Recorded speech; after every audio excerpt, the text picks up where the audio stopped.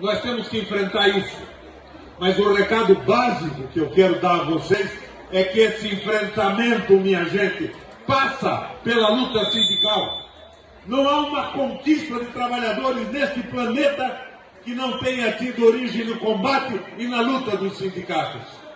Nós temos que estimular a filiação dos trabalhadores aos sindicatos e a incorporação na luta pelos direitos.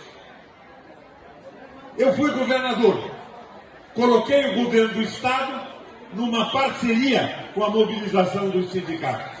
O Butcher já falou rapidamente de algumas coisas que nós fizemos. Mas quero rapidamente dar alguns dados essenciais para vocês.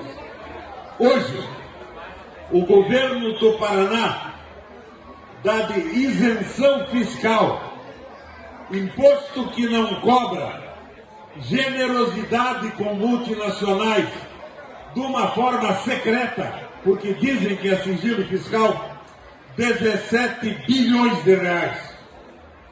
Nós temos que mudar esse jogo.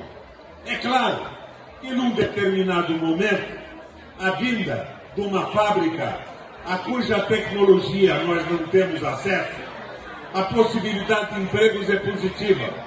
Mas não pode haver um benefício para uma multinacional